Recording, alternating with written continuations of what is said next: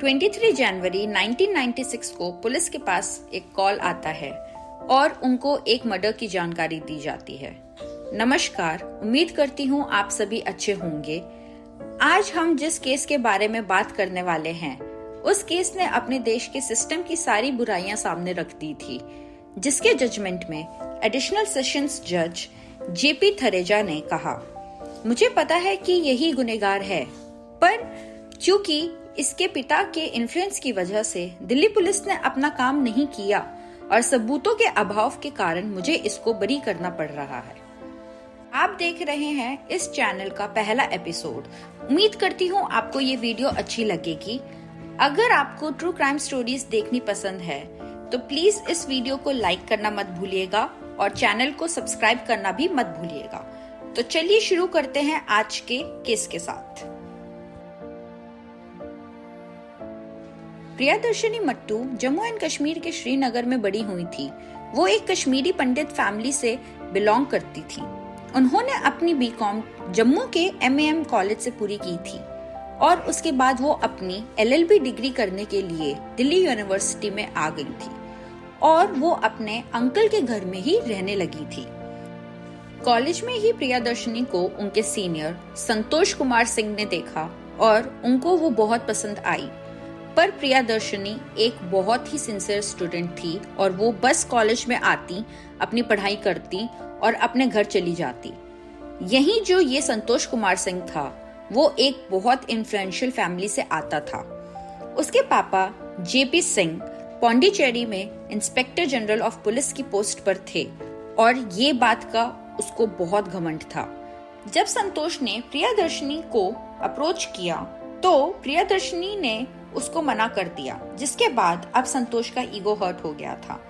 उस दिन के बाद से उसने प्रियदर्शनी का पीछा करना स्टार्ट कर दिया और उसको परेशान करने लगा और जिससे परेशान होकर प्रिया ने संतोष के खिलाफ पुलिस स्टेशन में कंप्लेंट फाइल की।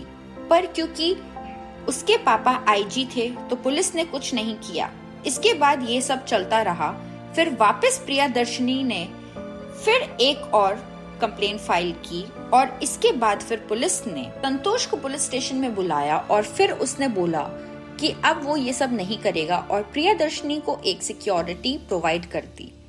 अब इसके बाद संतोष ने दिल्ली यूनिवर्सिटी में एक कंप्लेंट फाइल की कि प्रियदर्शनी एक साथ 2 डिग्रीज परस्यू कर रही है, पर ये कंप्लेंट बाद में फॉल्स निकलती है। अब ये सब होने के बाद 23 जनवरी के दिन सुबह संतोष अपनी बाइक लेके प्रियदर्शनी के वसंत कुंज वाले घर में जाता है। जब वो गेट पर जाकर बेल बजाता है तो वो गेट प्रियदर्शनी के सर्वेंट वीरेंद्र प्रसाद खोलते हैं। क्योंकि ये कंप्लेन और संतोष के बारे में वीरेंद्र को भी पता था तो वो उसको घर में नहीं जाने देता। फिर संतोष वीरेंद्र को बोलता है, मैं बस ये सब खत्म करने आया हूँ और अब मुझे कोई झमेला नहीं चाहिए। उसके बाद वीरेंद्र प्रियदर्शनी और संतोष को छोड़कर कुछ काम से घर से बाहर चला जाता है। जब वीरेंद्र घर वापस आता है तो उसको प्रियदर्शनी की बॉडी दिखती है। वो शोर मचाता है तो पड़ोसी आते हैं और घर का हाल देखकर पुलिस को कॉल करते हैं। पुलिस जब घर पर आती है तो घर का हाल देख के उनको सीधा शक संतोष कुमार सिंह के ऊपर होता है और वो तुरंत ही संतोष को गिरफ्तार कर लेती है।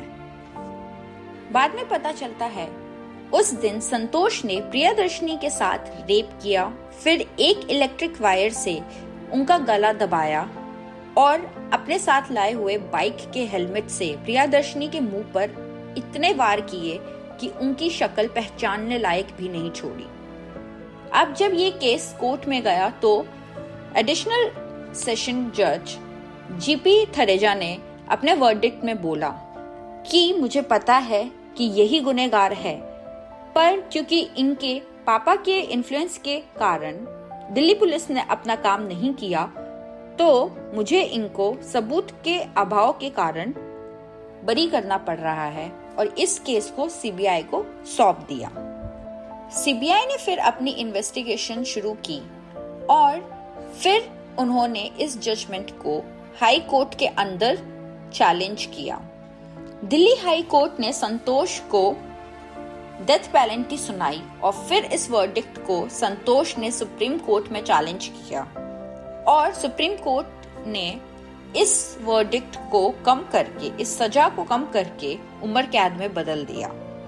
तो ये था वो केस जिसमें 3 कोर्ट और तीनों कोर्ट्स ने अलग अलग जजमेंट दिया।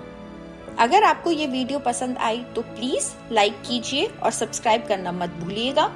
मिलते हैं अगले वीडियो में, तब तक के लिए take care and be safe.